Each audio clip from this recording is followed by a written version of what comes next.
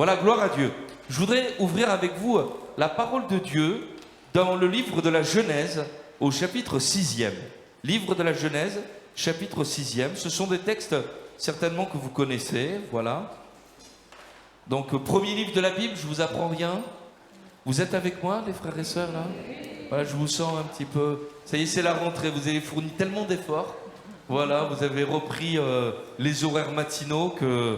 Ça y est, mais vous êtes là, alléluia, dans la présence du Seigneur. Alors, pendant que vous cherchez au chapitre 6e, parce que je sens que le livre de la Genèse, vous avez du mal à le trouver. Voilà. Genèse au chapitre 6e. Je vous rappelle que cet après-midi, nous nous retrouvons pour une projection vidéo sur un film qui s'appelle L'Espoir et qui nous permettra de comprendre le message de la Bible. Voilà, de la Genèse à l'Apocalypse. Et donc, c'est à 15h30. 15h30. Donc, Genèse, chapitre 6 et le verset 8e. Voici ce qui nous est dit. Alors, oui, Genèse, chapitre 6 et... Je vous ai dit quoi? Voilà, mais c'est pas ça, c'est le verset 5. Voilà, verset 5. Il est dit ceci: L'Éternel vit que la méchanceté des hommes était grande sur la terre, et que toutes les pensées de leur cœur se portaient chaque jour uniquement vers le mal. L'Éternel se repentit d'avoir fait l'homme sur la terre, et il fut affligé en son cœur. Et l'Éternel dit: J'exterminerai de la face de la terre l'homme que j'ai créé, depuis l'homme jusqu'au bétail, aux reptiles et aux oiseaux du ciel, car je me repens de les avoir faits. Mais Noé trouva grâce aux yeux de l'Éternel. Voici la postérité de Noé. Noé était un homme juste et intègre dans son temps. Noé marchait avec Dieu. Noé engendra 3 fils, Sem, Cham et Japheth. La terre était corrompue devant Dieu, et la terre était pleine de violence. Dieu regarda la terre, et voici, elle était corrompue, car toute chair avait corrompu sa voie sur la terre. Alors Dieu dit à Noé: La fin de toute chair est arrêtée par devers moi, car ils ont rempli la terre de violence. Voici, je vais les détruire avec la terre. Fais-toi une arche de bois de gopher. Tu disposeras cette arche en cellules, et tu l'enduras de poids, en dedans et en dehors. Voici comment tu la feras. L'arche aura 300 coudées de longueur, 50 coudées de largeur, 30 coudées de hauteur. Tu feras à l'arche une fenêtre que tu réduiras à 1 coudée en haut. Tu établiras une porte sur le côté de l'arche. Et tu construiras un étage inférieur, un second et un troisième. Et moi, je vais faire venir le déluge d'eau sur la terre pour détruire toute chair ayant souffle de vie sous le ciel. Tout ce qui est sur la terre périra. Mais j'établis mon alliance avec toi. Tu entreras dans l'arche, toi et tes fils, ta femme et les femmes de tes fils avec toi. De tout ce qui vit, de toute chair, tu feras entrer dans l'arche 2 de chaque espèce pour les conserver en vie avec toi. Il y aura un mâle et une femelle. Des oiseaux selon leur espèce, du bétail selon son espèce, de tous les reptiles de la terre selon leur espèce. 2 de chaque espèce viendront vers toi pour que tu leur conserves la vie. Et toi, prends de tous les aliments que l'on mange, faisant une provision auprès de toi afin qu'ils te servent de nourriture ainsi qu'à eux. C'est ce que fit Noé, et il exécuta tout ce que Dieu lui avait ordonné. Amen. Voilà, je voudrais lire maintenant un autre texte. On garde bien sûr tout cela, hein, et on va dans l'évangile selon Matthieu cette fois-ci. Au chapitre 24, Matthieu, chapitre 24, et le verset 37, Matthieu, chapitre 24, et le verset 37, il est dit ceci, 24, 37, voilà, alors je cherche, alors même verset 36, pour ce qui est du jour et de l'heure, c'est-à-dire de l'avènement de Jésus, personne ne le sait, ni les anges des cieux, ni le Fils, mais le Père seul. Ce qui arriva du temps de Noé arrivera de même à l'avènement du Fils de l'homme, car dans les jours qui précédèrent le déluge, les hommes mangeaient et buvaient, se mariaient et mariaient leurs enfants, jusqu'au jour où Noé entra dans l'arche. Et ils ne se doutèrent de rien, jusqu'à ce que le déluge vînt et les emporta tous. Il en sera de même à l'avènement du Fils de l'homme. Amen. Voilà, un récit que nous connaissons, ou même si pour certains nous pouvons le découvrir pour la première fois. eh bien, un récit qui est fondateur, dont nous avons tous entendu parler. Ce récit, eh bien, qui parle du déluge, comment, eh bien, Dieu a exercé un jugement à l'égard d'une humanité qui avait rempli la terre de violence. Comment ce jugement est intervenu sur cette terre et combien également, eh bien, Dieu est intervenu pour sauver un homme, Noé et sa famille. Et le personnage de Noé, donc c'est un personnage important dans la Bible parce qu'il nous permet de nous poser des questions sur les temps dans lesquels nous sommes. Et vous avez remarqué que dans l'évangile, selon Matthieu, au chapitre 24, il nous est parlé de ce qui arriva du temps de Noé. Du temps de Noé. Et c'est de cela dont je voudrais vous parler, et le titre de ce message, c'est le temps de Noé. On aurait pu parler où les temps qui se passent, les époques du temps de Noé, parce que nous allons voir qu'il y a plusieurs situations qui arrivent, et ces temps qui précèdent le déluge, eh bien, doivent nous interpeller, parce que le Seigneur nous dit que, on a pris la Sainte Seine, faites ceci en mémoire de moi. Toutes les fois que vous en mangez, le pain, le vin, voilà, que vous buvez cette coupe, vous annoncez la mort du Seigneur jusqu'à ce qu'il vienne. Voyez ? Et l'Écriture, sans nous dire ni l'heure ni le jour, nous dit quand même il y aura des situations, il y aura un état spirituel de la terre tel que l'Église devra être prête. Et savoir que le temps, eh bien, d'un jugement viendra, eh bien, sur la terre. Et c'est pour cela que nous avons besoin de comprendre en quel temps nous sommes et ce que nous devons vivre dans ces temps-là. D'ailleurs, je voudrais vous dire tout de suite, il y a une promesse extraordinaire à l'égard provenant du Seigneur et en direction de son Église. Matthieu, chapitre 28, le verset 20. « Je suis tous les jours avec vous, alléluia, jusqu'à la fin du monde. » Alléluia. Cette promesse, on doit la chérir. Alléluia, dans notre cœur, le Seigneur est avec nous. Et bien que l'annonce du déluge soit faite, nous découvrons que Noé, avec Dieu, va vivre des temps bénis.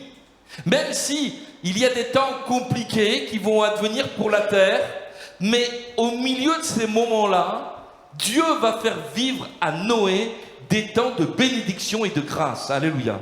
Et cela, ça doit nous interroger, parce que on a entendu un don spirituel ce matin qui faisait encore référence, eh bien, aux événements que nous traversons. Et c'est vrai que les événements que nous traversons peuvent nous troubler et on peut se poser la question, mais quel avenir nous reste-t-il dans un monde tel que le nôtre? À quoi se raccrocher? Quelle espérance avoir? Que croire? Que comprendre? Et comment se comporter? Mais l'Écriture nous dit, et j'ai noté cela dans 1 Pierre au chapitre 13, soyez prêts à l'action, restez attentifs. C'est dans la Bible en français courant qu'il est dit ceci. Mettez toute votre espérance dans la grâce que vous allez recevoir quand Jésus-Christ apparaîtra. Il va se passer des choses, alléluia. Avant que le Seigneur vienne, Dieu veut bénir son peuple, alléluia. Dieu veut lui faire voir de grandes choses, alléluia. Et au travers, eh bien, de l'histoire de Noé, c'est à cela que je voudrais m'attarder. Vous savez, dans le livre de la Genèse, au chapitre 5, et au verset, juste à la fin du chapitre 5 et au verset 29, il est parlé de Noé qui apportera la consolation, qui va consoler. Pourquoi? Parce que le monde était dans un tel état, eh bien, de violence, et certainement, eh bien, certains hommes comme la famille de Noé étaient peut-être dans un tel état de détresse à l'égard de tout ce qui se passait, qu'il dit mais ça sert à rien d'espérer, ça sert à rien.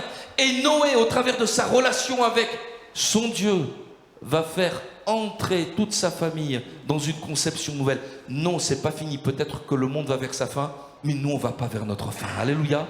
Et vous connaissez tout ce texte. Le salaire du péché, c'est la mort. Mais le don gratuit de Dieu, c'est la vie éternelle en Jésus-Christ notre Seigneur. Alléluia. Et il n'y a point de fin pour celui qui se confie dans le Seigneur. Amen. Alors je voudrais qu'on puisse voir tout ça. Et je ne sais pas si Stéphane nous fait apparaître le plan. Voilà. Il est brave ce Stéphane quand même. Hein. Voilà. Hein. Vous savez que Stéphane, quand j'oublie, je donne l'envers du décor. Hein. Quand je tarde un petit peu trop à donner mon mail pour le plan, tout ça, ou les annonces, je reçois un SMS. J'ai rien reçu encore. Voilà. Il faut que je sois vraiment à l'heure, au bon moment, bon timing. Voilà. Hein. Le bon moment. Et là, donc, et puis il a écrit tout ça. Alors, le temps de Noé, voilà, un temps de grâce, un temps de foi et un temps d'espérance. Voilà. C'est ces points que nous allons voir. C'est-à-dire que dans cette période particulièrement sombre de l'histoire de l'humanité, malgré tout, Noé va vivre un temps de grâce, un temps de foi et un temps d'espérance. Alors peut-être qu'au milieu de nous, il y a un frère ou une sœur, excusez-moi l'expression, qui dit « Mais pasteur, vous êtes en train de me parler des temps de la fin, etc. Mais moi, excusez-moi, et je peux le comprendre, hein, je suis un petit peu déconnecté de cette situation-là parce que j'ai un problème dans ma famille. J'ai un problème voilà, qui pèse sur mon cœur. Je traverse une épreuve extrêmement compliquée.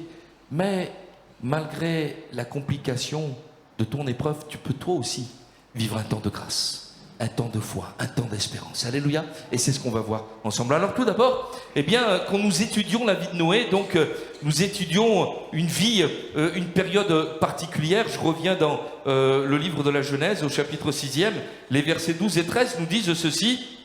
Eh bien, Dieu regarda la terre et voici, elle était corrompue, toute chair avait corrompu sa voix. Alors, Dieu dit à Noé, la fin de toute chair est arrêtée par devers moi, ils ont rempli la terre de violence et voici, je vais détruire la terre. Et nous sommes dans une période où il y a un jugement qui va éclater, dans cette période qui est antédiluvienne, avant le jugement. Et étudier cette période-là, eh bien c'est important, ou du moins se préparer, être prêt. Et savoir que des temps compliqués vont arriver, eh bien, ça fait partie du message de l'Évangile. D'ailleurs, en préparant ça, je me suis souvenu qu'il y a des livres entiers de la Bible qui sont consacrés à nous parler des derniers temps, et en nous disant que dans les derniers temps, il y aurait des jours difficiles. Alors, je vous cite par exemple l'épître de Jude, la première et la deuxième épître aux Thessaloniciens parlent abondamment de ces temps de la fin, mais la deuxième épître de Pierre, et puis sans parler non plus d'un livre tout entier, le livre de l'Apocalypse. Voyez, mais ça c'est pour le Nouveau Testament. Mais si je vais dans l'Ancien Testament, eh bien, on pourrait lire également le livre d'Ésaïe, le livre de Daniel. Voilà, qui parle abondamment des temps de la fin. On pourrait parler du livre de Zacharie, de Malachie, etc. Et il y en a tant d'autres, sans parler non plus du discours du Seigneur sur le mont des Oliviers, où il annonce encore son retour et la situation morale, spirituelle de l'Église, mais aussi du monde, au moment où il va revenir en disant, mais il y aura des temps tellement difficiles que si le Seigneur n'abrégeait pas ces temps, même les élus ne seraient pas sauvés, voyez-vous. Donc, on a besoin d'être prêt et de dire, mais Seigneur, tu reviens bientôt. Peut-être quelqu'un ne songe pas à ça, mais tu devrais. Mais même si tu n'y songeais pas parce que tu traverses une épreuve qui est compliquée, je voudrais te dire ceci, cependant, le Seigneur est avec toi, même dans ces temps difficiles. Alléluia. Je suis avec vous tous les jours, jusqu'à la fin du monde. Alléluia. Alors, on va voir tout cela ensemble. Et donc le temps de Noé, il est caractérisé par une humanité qui est rebelle. Et en préparant ces moments, je me suis posé des questions. Ça vous arrive de vous poser des questions? Jean-Éliel, tu t'en poses?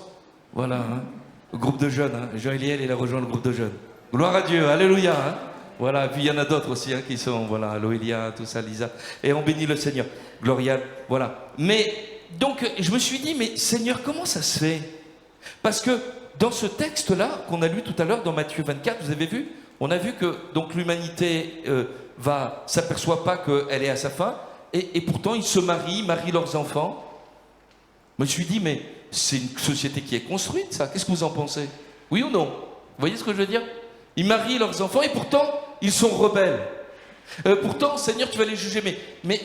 Et je me suis posé cette question, mais comment voilà, merci. Hein. Les hommes mangeaient, buvaient, se mariaient leurs enfants. Quand on lit ça, on a l'impression que tout le monde est heureux. Oui ou non? Que tout va bien. On a l'impression vraiment d'une société qui ne s'imagine pas que tout va mal en réalité. Et lorsque vous lisez, pardonnez-moi hein, de prendre un tout petit peu de temps, mais dans le livre de la Genèse au chapitre 6, alors que Dieu voit que son humanité qu'il a créée est en train de se détourner vers les choses des ténèbres, vers le péché, vers des mœurs contre nature, il dit ceci au Genèse chapitre 6 verset 3, « Mon esprit ne restera pas toujours dans l'homme, car l'homme n'est que chair et ses jours seront de 120 ans, donc on a une longévité qui va descendre. Mais il dit ceci, mon esprit ne restera pas toujours. C'est-à-dire qu'on s'aperçoit qu'on est dans un monde qui est en train de faire tout ça, mais qui n'a plus aucune spiritualité, dont le sort est uniquement matériel, dont l'horizon est uniquement matériel. Ce qui compte, c'est que je sois heureux sur cette terre, c'est que j'ai du profit, c'est que j'y arrive, etc. Et il n'y a aucune valeur spirituelle. Et je voudrais vous dire, mes frères et sœurs, quand on est chrétien, quand on appartient à l'église de Jésus-Christ, on donne un sens spirituel à notre vie. Amen. On ne vit pas que pour la terre. Merci Seigneur pour la terre. Mais à quoi ça me servirait, je vous parle ainsi avec mon cœur, à quoi ça me servirait d'avoir des enfants, de fonder une famille, si je ne donnais aucun enseignement à mes enfants, aucune prescription, aucun témoignage par rapport au ciel? Donc ça voudrait dire que mon épouse et moi, on aurait eu des enfants pour qu'ils soient perdus, qu'ils aillent en enfer? Si on leur inculquait simplement l'idée du bonheur, c'est que tu aies des études, c'est que tu trouves une fille bien, et puis éclate-toi dans la vie, et sois riche, et c'est ça. Mais je les envoie directement en enfer. Et c'est ça en réalité ce qui se passait, avec un rejet de Dieu. Et mes frères et sœurs, eh bien nous sommes dans un temps eh bien, qui est semblable à celui-ci, avec toutes sortes d'horreurs et d'injustices eh bien, qui peuvent se commettre. Permettez-moi de lire encore dans 2 Timothée au chapitre 3e. Je vous fais plusieurs citations parce que je pense que lire la Bible, eh bien, c'est important, et que la Bible a une autorité dans notre vie. Et voici ce qui nous est dit au chapitre 3 et au verset 1er de 2 Timothée. « Sache que dans les derniers jours, il y aura des temps difficiles, car les hommes seront, malgré le fait qu'on boit, qu'on mange et qu'on se marie, les hommes seront égoïstes, amis de l'argent, fanfarons, hautains, blasphémateurs, rebelles à leurs parents, ingrats, irreligieux, insensibles, déloyaux, calomniateurs, intempérants, cruels, ennemis des gens de bien. » Oui ou non? Oui. Traîtres, emportés, enflés d'orgueil, aimant le plaisir plus que Dieu, ayant l'apparence de la piété, on fait tout ce qui est bien, mais en reniant ce qui en fait la force. Et l'Écriture nous dit, éloigne-toi de ces hommes-là. Amen, alléluia. Et tandis que nous sommes dans un monde qui est comme celui-ci, Dieu va parler à Noé, alléluia.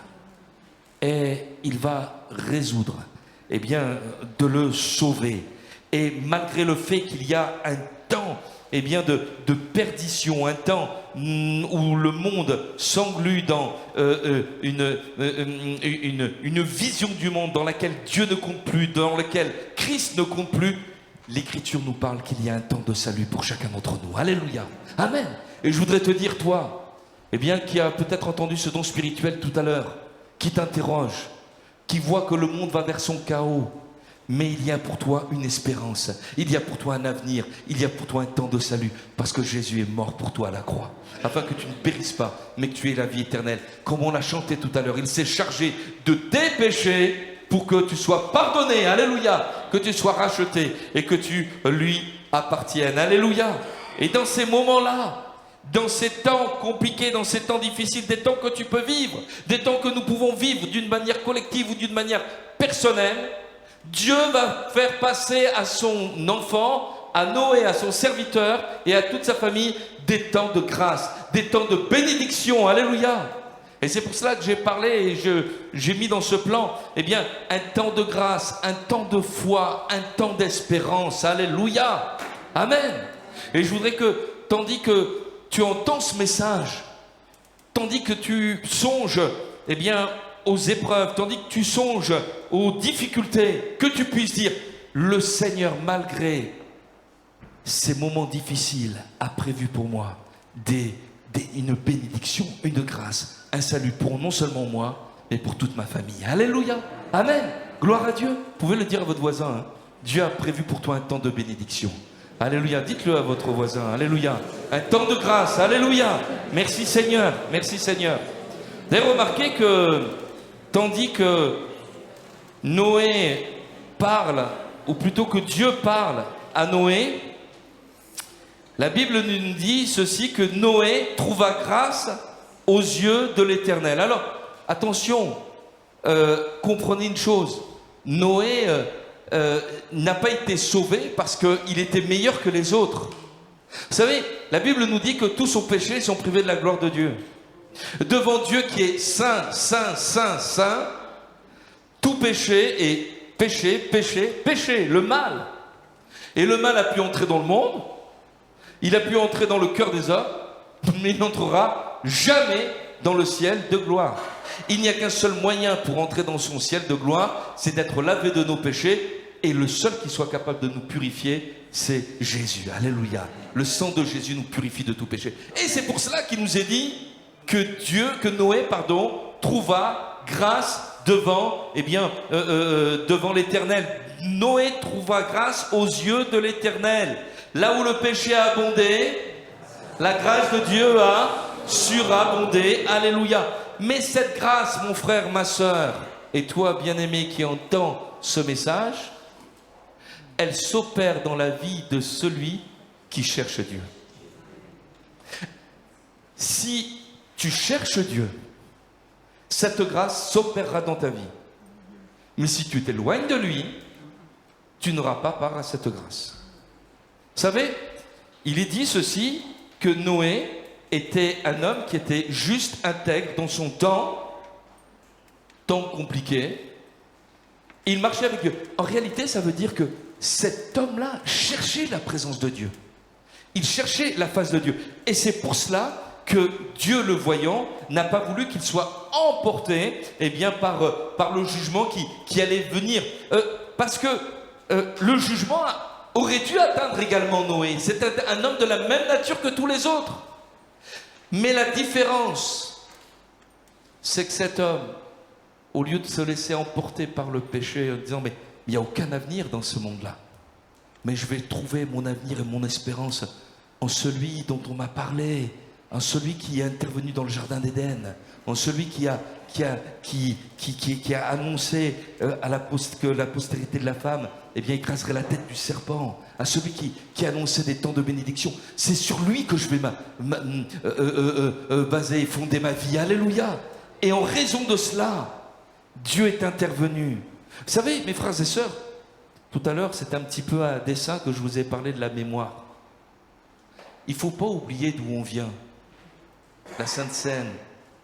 Faites ceci en mémoire de moi. Chaque fois qu'on prend le pain et le vin, c'est comme aussi... Alors on fait ça aussi en mémoire du Seigneur d'abord. Mais le Seigneur, il veut nous dire aussi, n'oublie pas d'où tu viens. Si tu es ce que tu es, même si tu as des cheveux blancs, même si tu as fondé une famille, que tu es béni, même si tu as le succès dans tes études, etc., n'oublie pas d'où tu viens. Ce que j'ai fait dans ta vie. Tu étais séparé loin de moi et tu as obtenu grâce et bénédiction parce que je t'aime. Alléluia. Amen. Et tout cela, on ne veut pas l'oublier. Et c'est-à-dire qu'au milieu de cette génération, tandis que peut-être Noé était tenté par toutes sortes de choses qu'il voyait, qu'il entendait, et que son cœur était attristé par tout cela, et son âme était certainement souillée, mais il cherchait Dieu de tout son cœur, et il a trouvé grâce devant Dieu. Amen. Alléluia. Vous savez que l'Écriture nous dit également, et c'est écrit dans la deuxième épître de Pierre, alors où est-ce que c'est? Voilà, je l'ai noté, hein. Pourtant j'ai des notes, Stéphane. Hein, je vous assure, j'envoie même les références à Stéphane. Hein. 2 Pierre, chapitre 3, le verset 9, il nous est parlé que, voilà, il use de patience, voyez, le Seigneur ne tarde pas dans l'accomplissement de la promesse, comme quelques-uns le croient, mais il use de patience envers vous, ne voulant qu'aucun ne périsse, et voulant que tous arrivent à la repentance. Et le verset 15, que je t'ai noté, voilà, croyez que la patience de notre Seigneur est votre salut. Vous avez remarqué, les temps de la fin, les temps qui précèdent le déluge, sont marqués par un temps de grâce, dans lequel quand même, Dieu fait acte et œuvre de patience, voulant que tous soient sauvés et parviennent à la connaissance de la vérité. On n'a pas le temps de le lire, mais j'ai fait un petit calcul. Vous savez qu'à l'époque, les gens vivaient longtemps. Hein. 500 ans, 600 ans, 700 ans, etc. Alors, vous allez me dire, mais est-ce que c'est réaliste ces chiffres? Pour moi, ils sont réalistes. Et je vous l'explique, c'est ma compréhension des choses. Plus on s'approche de Dieu, plus on vit longtemps. Et on vivra tellement longtemps qu'on sera dans la présence de Dieu dans le ciel, qu'on vivra éternellement, vous voyez. Et là, eh bien, ces hommes, il faut se souvenir qu'ils parlaient avec Dieu directement. Adam, il parlait avec Dieu. Mais on ne peut pas être dans une communion avec Dieu sans avoir cette vie. Et puis, progressivement, l'humanité, on l'a vu là, eh bien, s'engluant dans le péché, eh bien, progressivement, l'âge, la vie, le vieillissement, tout cela, eh bien, s'opère et la vie se raccourcit. Mais si on voit dans le livre de la Genèse, au chapitre 5, verset 32, et qu'on compare avec le chapitre 6 et le verset 6, il apparaît qu'en réalité, l'arche, la construction de l'arche s'est déroulée sur une période de 100 ans. Alors, maximum, peut-être moins, peut-être 50, peut-être 80, peut-être, je ne sais pas, 20 ans, etc. En tout cas, plusieurs dizaines d'années dans laquelle Noé s'est mis à construire une arche.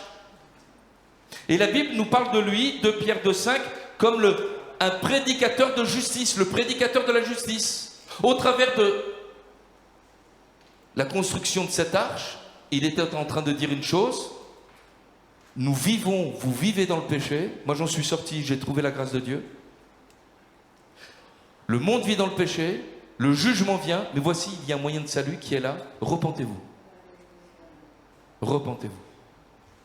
Donc, ça veut dire que Dieu avait prévu son jugement, mais le monde de l'époque a été averti de ce qui allait advenir et il lui a donné également le moyen d'être sauvé. Ça nous parle, nous, à notre époque. Nous, on a découvert une nouvelle arche, c'est Jésus, on est entré dans ce salut, amen, mais on a besoin de faire découvrir, alléluia. Et avec cette promesse que le Seigneur te donne, mon frère, ma soeur, crois au Seigneur Jésus, tu seras sauvé, toi et ta famille, alléluia. Ces choses, elles sont écrites pour notre enseignement, alléluia. Et aujourd'hui, si vous entendez sa voix, n'endurcissez pas votre cœur, alléluia. Et nous comprenons que le Seigneur veut que nous découvrions cette grâce et que nous comprenions que même si nous sommes dans des temps infiniment compliqués, difficiles, même si le mal est appelé bien, le bien est appelé mal, nous sommes appelés à être comme Noé, des prédicateurs de la justice qui annoncent la grâce de Dieu. Alléluia. Amen. Dis pas à celui, celle-là, peut-être ton collègue de travail, lui, c'est fini, c'est trop tard. Dieu use de patience. Souviens-toi, alors même que peut-être tu as échappé à de nombreux accidents avant de rencontrer le Seigneur. Et si tu étais mort à ce moment-là, j'en fais partie. Si j'étais mort au moment où j'étais dans ma rébellion, Dieu m'a gardé. Et a posteriori, je le réalise. Mais je serais en enfer actuellement. Mais le Seigneur ne l'a pas permis parce qu'il avait résolu de me sauver. Alléluia. Mais non seulement moi. Parce que la volonté de Dieu, c'est que tous les hommes soient sauvés. Amen. Nous voulons garder, eh bien, dans notre cœur, eh bien, cette réalité. Nous vivons néanmoins un temps de grâce. Alléluia. Amen. Amen, mon John. Alléluia. Jésus est bon. Amen. Alors, le deuxième temps que nous pouvons vivre également, eh bien, c'est que, Noé a vécu, c'est un temps de foi. Parce que Noé, eh bien, a cru à ce que Dieu lui avait dit. Dans Genèse 6, 22, il nous est dit, c'est ce que fit Noé lorsque Dieu lui montre le plan de l'arche. Et il nous est dit, il exécuta tout ce que Dieu lui avait ordonné. Et dans Hébreux 11, 7, il nous est dit, c'est par la foi que Noé construisit une arche pour sauver sa famille. Alléluia. On ne construit pas quelque chose sans y croire. Donc c'est une foi active. Il a entendu la parole de Dieu et il s'y est attaché. Il l'a mise en pratique. Alléluia. Et mes frères et sœurs, la parole de Dieu est là pour que nous, non seulement nous y croyons, mais la foi véritable, c'est la foi qui se met en pratique. Alléluia. C'est la foi qui vit avec Jésus. C'est la foi qui obéit au Seigneur. Amen. Ce ne sont pas tous ceux qui disent « Seigneur, Seigneur » qui entreront dans le royaume de Dieu, dans le ciel, nous dit le Seigneur, mais ceux qui font la volonté, eh bien, de mon Père Céleste. Alléluia. Et l'apôtre Paul ajoutera dans l'épître aux Philippiens au chapitre 2 et au verset 12, « Travaillez à votre salut ». Et mon frère, ma soeur, est-ce qu'on peut se poser cette question sans culpabilité? est-ce que lorsque le Seigneur me dit de faire quelque chose, est-ce que je le fais? Est-ce que je lui obéis? Vie de prière, témoignage, autorité des Écritures dans ma vie, vérité dans mon cœur, vérité envers mon frère, ma sœur. Est-ce que ce sont des choses qui font autorité dans ma vie? Vous savez, parfois je pense que nous croyons que le Seigneur va tout faire à notre place. Parce que bien sûr, chacun d'entre nous, on a vécu ça, la nouvelle naissance. Lorsque vous vous êtes approché de Jésus, que vous lui avez demandé pardon pour vos péchés, il y a eu une révélation de Christ dans votre vie. Vous avez demandé pardon au Seigneur, vous êtes repenti, et vous avez vu que vous avez changé, transformé. Vous étiez plus le même homme, plus la même femme. Vous étiez endormi, pécheur, vous êtes réveillé, né de nouveau. Alléluia. En disant, mais j'ai la joie dans mon cœur, j'ai la paix. Je sais que je suis sauvé. Et à partir de là, on peut avoir une mauvaise compréhension en disant, maintenant, pour lire la Bible, pour témoigner, pour servir le Seigneur, il faut que le Seigneur, ça vienne, faut que ça vienne comme ça. Vous voyez? Ça doit se faire tout seul. Ça doit s'opérer comme ça, tout seul. Mais c'est pas vrai. Parce que l'Écriture nous dit, travaillez à votre salut. Ça veut dire qu'il y a un effort. Je ne suis pas sauvé par les œuvres, mais parce que je suis sauvé, je fais des œuvres. Et je veux te servir, Seigneur. Je veux racheter le temps car les jours sont mauvais. Je voudrais te dire ceci, mon frère, ma soeur. Béni soit le Seigneur, que nous sommes tous ici rassemblés. Et plaise au Seigneur que ce lieu soit trop petit. Alléluia. Merci Seigneur pour les enfants qui écoutent la leçon du gibes avec des monos qui se sont réveillés tôt ce matin pour continuer à préparer leur leçon. Ils l'ont fait pendant la semaine, etc. Mais merci au Seigneur parce qu'il y a des jeunes, des moins jeunes qui se lèvent. Alléluia. Mais permettez-moi de vous dire, ne comptez pas uniquement sur ce qui se fait ici le dimanche matin pour que vos enfants soient sauvés. Parce que les premiers acteurs du salut de vos enfants, c'est vous. C'est vous. Alléluia. Alors quand je fais ça aussi à moi. Comprenez, hein, il n'y a pas d'accusation, hein, mais il y a une mise en demeure. Le Seigneur veut nous rendre responsables. Vous savez, parfois, il y a un état d'esprit qui peut se trouver, parfois même au milieu de chrétiens. Hein. On victimise toujours. Ah, ils ne sont pas gentils. Ah, on se pose toujours en victime. On se pose toujours dans le sens de dire « Ah, parce que c'est trop dur, il y a ceci, il y a cela. » Mais enfin, le Seigneur, il ne veut pas que tu sois une victime sans cesse. Il veut que tu prennes tes responsabilités et que tu puisses dire « Je puis tout par celui qui me fortifie. » Alléluia. Et même si c'est compliqué, même si c'est difficile, même si j'ai un ado un petit peu rebelle, même si j'ai une fille qui voilà, est en train de m'échapper, mais Seigneur, c'est pas Satan qui aura le dernier mot. Seigneur, c'est toi qui vas gagner. Alléluia. Et on comprend que ce temps de foi passe par un temps d'obéissance. Vous savez, l'obéissance, c'est quelque chose d'important. Hein. L'obéissance, c'est ce qui nous permet de ne pas manquer le temps de Dieu. C'est de se maintenir dans le temps de Dieu. Obéir à sa parole. Ta parole est la vérité. Ce qui est écrit. Je vais vous donner un exemple. Nous, à la maison, on a des tours pour qui fait à manger, enfin, ou qui met la table. Vous connaissez ça, hein? Voilà. On s'organise. Voilà. Est-ce que vous le faites, ça? Oui. Voilà, on s'organise. Hein. Et un moment, c'est le moment où celui qui a fait le repas, il a terminé, il faut que la table soit mise. Vous voyez, hein? C'est à qui de mettre la table? Alors, je vais citer au canon. Hein, voilà, parce que comme ça, voilà. Allez, voilà, c'est à toi, vas-y, descends, viens mettre la table. Voilà. Ouais, j'arrive. Non, mais c'est maintenant. C'est fait, c'est chaud. Viens mettre la table. Ouais, minute, attends. Voilà. Et vous comprenez que parfois, par manque d'obéissance, on peut manquer des rendez-vous avec le Seigneur. On peut manquer le temps de Dieu. Alors je dis ça d'une manière générale. Vous savez, il y a ce petit chant qui nous dit « En son temps, ce que Dieu fait est parfait ». Mais il ne faut pas manquer le temps de Dieu. Répondre à son appel. telle direction. Voyez, Dieu est patient, bien sûr, mais il y a un temps d'obéissance. Et lorsque le temps où le Seigneur viendra nous chercher viendra, il prendra ceux qui seront tenus dans sa parole. Alléluia. Et ce ne sont pas ceux qui disent Seigneur, Seigneur qui entreront dans le royaume de Dieu, mais ce sont ceux qui font sa volonté. Alléluia. Je voudrais nous encourager à lire dans le livre de l'Apocalypse, si vous voulez bien, au chapitre 3. Vous êtes toujours avec moi? Amen. 3 et le verset 8. La parole de Dieu, que nous puissions vraiment la garder, la chérir dans ses instructions. Je relisais ce matin, le Seigneur nous parle de commandements même.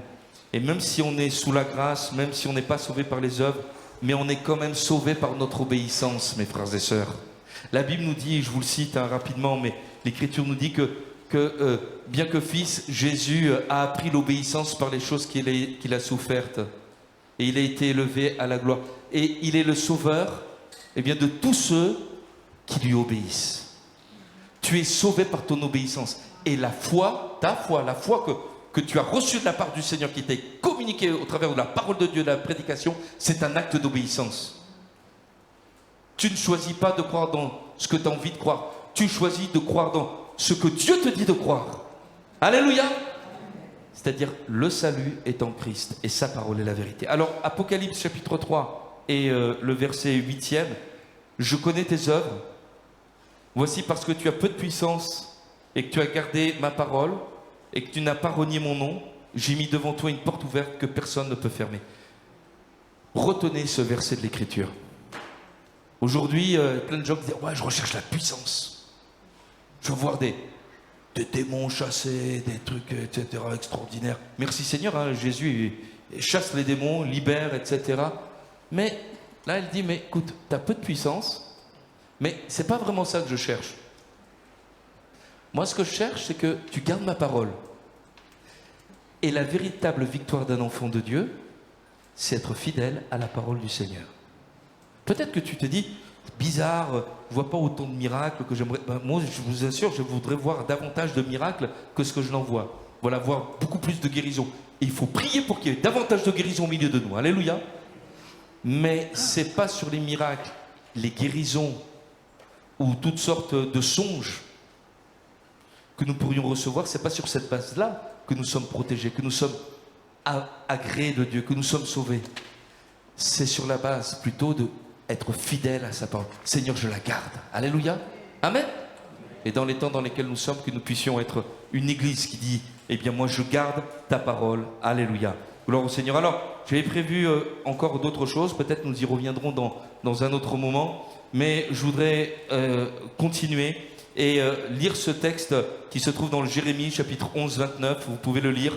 Parce que je voudrais vous parler que non seulement Noé a pu vivre un temps de grâce, un temps de confiance, un temps de foi où il s'est appuyé sur le Seigneur. Entre parenthèses, est-ce qu'il a été déçu, le Seigneur, Noé?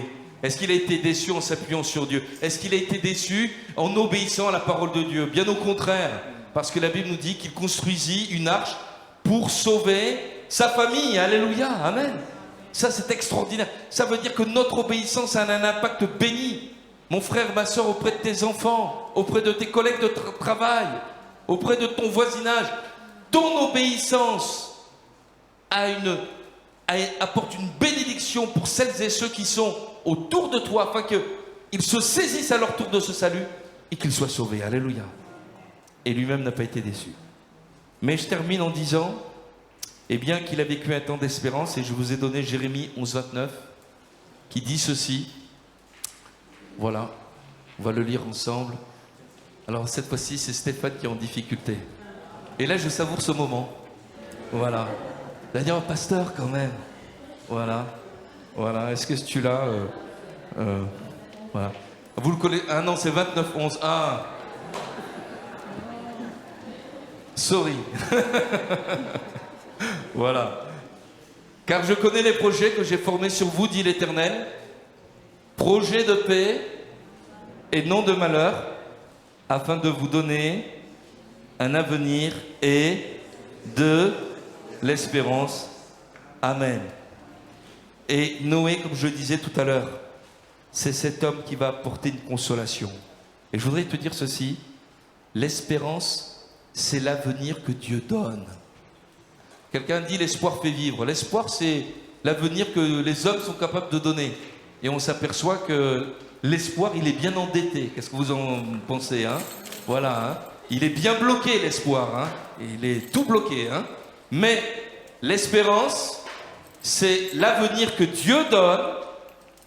Et cette espérance, elle n'est pas vaincue, elle n'est pas anéantie, parce qu'elle repose sur celui qui est mort pour toi, qui est ressuscité, qui a vaincu. Et la Bible nous dit que rien ne peut nous séparer de l'amour de Dieu manifesté en Jésus-Christ. Lorsque Noé est sorti de l'arche, parce que l'épreuve, au bout d'un moment, elle cesse. Parce que Dieu n'oublie pas ses enfants qui lui font confiance. Le déluge a eu lieu, il s'est passé des jours, des mois, des années. Mais au bout d'un moment, cette épreuve a cessé. La porte de l'arche s'est ouverte. Et voici une vie nouvelle a commencé, non seulement pour Noé et sa femme, mais pour ses enfants, pour ses petits-enfants, pour ses arrière-petits-enfants. Alléluia, amen. Et nous croyons qu'il y a encore une espérance dans le Seigneur. Amen. Et je voudrais vraiment, mon frère, ma soeur, tandis que nous sommes ici, que nous puissions dire, Seigneur, je refuse de sombrer dans quelque désespoir que ce soit. Je refuse de ne pas croire que tu as un plan pour moi et un avenir. Même si vous avez des cheveux qui commencent à blanchir, Seigneur, il y a encore un plan. Alléluia. Et c'est pas terminé, Seigneur. Alors je vais vous citer 3 textes de la Bible que Stéphane a préparés. Aujourd'hui, c'est la fête à Stéphane.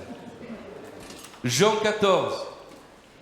Je voudrais que vous les notiez ou écrivez-les, repassez-les-vous dans cette semaine. Que votre cœur ne se trouble point. Croyez en Dieu et croyez en moi. Il y a plusieurs demeures dans la maison de mon Père. Si cela n'était pas, je vous l'aurais dit. Je vais vous préparer une place. Et lorsque je m'en serai allé, que je vous aurai préparé une place, je reviendrai, je vous prendrai avec moi, afin que là où je suis, vous y soyez aussi. Amen. Un autre verset. Jean 16, 33. Voilà. Je vous ai dit ces choses, afin que vous ayez la paix en moi. Vous aurez des tribulations dans le monde. Mais prenez courage. J'ai vaincu le monde. Amen. Vous les gardez dans votre cœur? Vous les écrivez? Vous prenez en photo les références, etc. 1 Pierre 5, 10. Je te l'ai donné. Le Dieu de toute grâce, qui vous a appelé en Jésus-Christ à sa gloire éternelle. Donc on est appelé, voilà l'espérance. Après que vous aurez souffert un peu de temps. Ah, il y a la gloire mais il y a la souffrance avant. Ok? Vous perfectionnera lui-même, vous affermira, vous fortifiera, vous rendra inébranlable. À lui soit la puissance au siècle des siècles. Amen. Gardez ça. Oubliez le ton du prédicateur qui monte, qui descend, les effets de style. Ça compte pas. Ce qui compte, c'est la parole de Dieu. Parce que lorsque vous allez vous retrouver dans la famille, dans l'épreuve, le prédicateur, il n'est pas là, mais la parole, elle reste. Alléluia, amen. Gloire à Dieu. Et alors, un tout dernier texte. Je vous avais dit 3, mais en fait, il y en a 4. Ne nous lassons pas de faire le bien, car nous moissonnerons au temps convenable si nous ne nous relâchons pas. Amen. Gloire au Seigneur. Vous voulez qu'on prie le Seigneur? Qu'on puisse apprendre à vivre au milieu des temps compliqués, des temps de grâce, des temps de foi, des temps d'espérance. Amen. Alléluia. Seigneur Jésus, nous voulons te dire merci, Seigneur, pour cette matinée. Seigneur, nous nous sommes réjouis pour louer ton nom, pour le glorifier, pour le bénir, pour chanter ta gloire. Mais, Seigneur Jésus, savons en quel temps nous sommes. Seigneur, et tu ne veux pas nous tromper, tu éduques ton peuple et tu ne le fais pas vivre dans une illusion, Seigneur, mais dans la réalité. Et Seigneur, néanmoins, dans cette réalité qui peut être parfois décourageante, tu nous dis, c'est un temps d'espérance, c'est un temps de salut, c'est un temps de grâce, c'est un temps de foi. Alors Seigneur Jésus, ne voulons pas mettre ces choses de côté, mais Seigneur, nous voulons les garder dans notre cœur. Je te prie particulièrement pour celui, pour celle qui est peut-être découragé, Seigneur, peut-être qui, comme on l'a entendu, Seigneur, est complètement désorienté.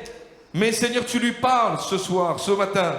Seigneur, tu lui parles à placer sa foi en toi, à vivre ce temps de grâce, Seigneur, de bénédiction, Seigneur, d'une rencontre avec toi, où tu pardonnes, tu guéris, tu consoles. Et Seigneur, tu nous soutiens, Seigneur, et tu nous donnes une espérance vivante. Seigneur, je te prie pour le frère ou la sœur qui est peut-être venu découragé en disant « Qu'est-ce que je peux attendre encore de cette situation ? Ne peut rien sortir de bon. » Mais Seigneur, tu nous as dit, et on l'a compris, de ne pas perdre l'espérance, de ne pas nous relâcher. Parce que, Seigneur, nous moissonnerons au temps convenable. Il y a un avenir et une espérance pour ceux qui placent leur confiance en toi. Puis enfin, Seigneur, je veux te prier pour celui, pour celle qui ne t'a pas donné sa vie, Seigneur, qui ne s'est pas engagé avec toi, afin qu'il ne tarde pas, parce que tu reviens bientôt. Seigneur, à toi la gloire. À toi la gloire. Peut-être y a-t-il quelqu'un qui voudrait que l'on prie pour lui. On va terminer ainsi. Ce matin, quelqu'un qui voudrait que l'on prie pour lui, pour elle, qui a besoin d'être relevé dans sa foi, qui a besoin de vivre ces temps. Si vous avez besoin, vous levez votre main. Voilà, on va prier. Voilà, pour les bien-aimés qui sont là, qui lèvent leurs mains. Voilà, vous qui n'avez pas levé votre main, vous prierez avec moi. Alléluia. Et on prie le Seigneur. On demande à Jésus sa grâce. Amen. Seigneur, mon Dieu, nous voulons t'apporter ces bien-aimés. Seigneur, qui veulent se réclamer de toi, Seigneur. Je te remercie parce que tu es vivant. Je te remercie parce que tu connais nos cœurs et ils s'attendent à toi. Ils placent leur foi en toi. Seigneur, tu as dit, si tu crois, tu verras la gloire de Dieu. Alors, Seigneur, qu'ils puissent repartir fortifiés dans leur foi, Seigneur, placés en toi, Jésus, parce qu'ils vont voir de belles et de grandes choses. De la même manière que, Seigneur, Noé n'a pas vu la perte de sa famille, il n'a pas vu, Seigneur, Seigneur, la destruction des siens, mais il a vu le salut, Seigneur, de sa famille. Et